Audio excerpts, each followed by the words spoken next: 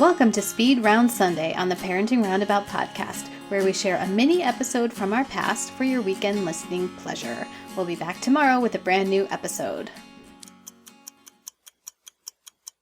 Today's question is, how do you protect your privacy online? And like so many people, my answer would kind of be badly. We had an episode a while back where we talked about passwords, and I mentioned that I use a password service that just automatically makes them up and then feeds them in. And a friend of mine on Facebook, friend of the podcast, Mike, hi Mike, said, oh, he would never do that, and here's all the reasons why it was unsafe. And I'm like, but it's easy and I like it.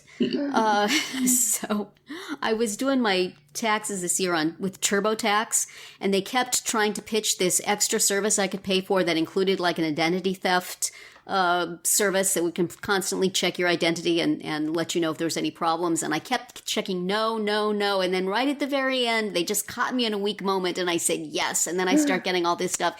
Hey, give us all your personal information so we can make sure it's protected. And then I'm thinking, didn't these credit places have a huge breach and everybody's information got leaked to terrible people? Yes. Maybe this was a bad idea, but I can't get my money back, so I feel like I should do it, and yet I'm not sure. So apparently I have a big red sucker stamped on my head when it comes to that sort of thing. I think I know better, but they needle you away until you finally go, oh, it doesn't sound like that would be a good idea. I think about that sometimes. And then you have to give up all your information. Give us the password to your bank account so that we can monitor it. So anyway, how do you guys? Are you guys doing better than I am? Do you have confidence in your protection of your online privacy? Not really. I would say the main thing that I do is I generally try not to sign in via Facebook to things. You know how so many websites, like, I'm constantly getting the sign up genius for, bring something to the potluck or sign up for this event and help out with this event. And they give you the option of signing up through Facebook. And I decline to do it that way. I just use... Right. Why are we not supposed to do that? Because I have possibly that's like how that whole Cambridge Analytica thing happened, because you used an app and you signed in through Facebook, and then that app, that third party has access to your Facebook information. Yeah. Right. You can go in and cancel those at some point. You can, but they've already on Facebook. They've already got it by that point. And I did go in and I found a whole bunch of them and canceled them. But like I said, they've already most likely done that. So it's the constant mined what they're gonna mine from me.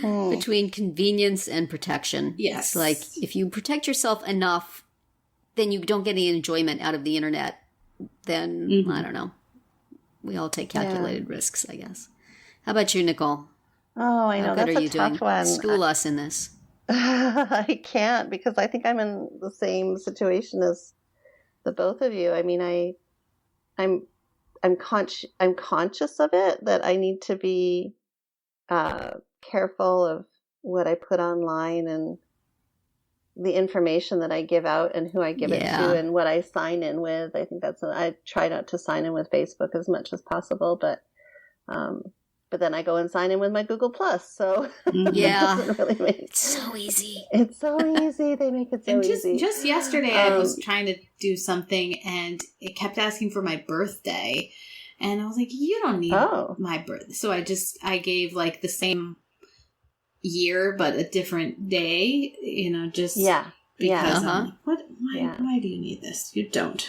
I'll often do that. Like if they want my birthday, or if they want, I'll give them the wrong birthday or use my maiden name or, so it just really depends on what it is that I'm exactly signing up for. But I'm not, my parents, they're so militant about, and my in-laws are so militant about what they put online. And, my dad won't even use iCloud because he's like, no, I can't put all my stuff in the cloud. So I'm not like that, but, I'm pretty, I could probably do better, but I just don't.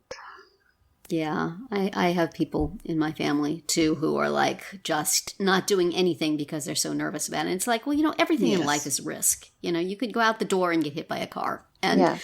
Or you could get somebody, I've had my credit card stolen by somebody watching over my shoulder while I was using it. So you can, there's danger all over the place. You can use some degree of precaution, but if you're just not doing anything because of that, then that's not good It's either. almost impossible to sort of try to be off the grid that way.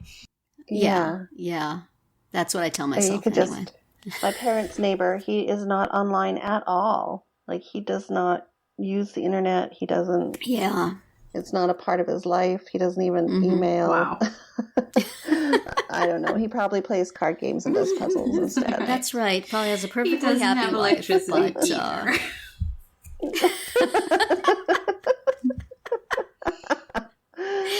he probably answers the doorbell and some scammer will come to his house and talk their way inside and rob him. Facebook, he won't have heard that that's a possibility. That's right. He doesn't have nextdoor.com to tell him about shady people who probably live in the neighborhood anyway. That's right. See, if he had all this stuff, life would be so much easier. On that cheerful note, we're glad that you're at least using the internet enough to listen to this podcast. That's right. We promise we have not sucked any data out of you while you've been listening to this, probably. We can't speak about your podcast provider, though. You got to watch them every minute.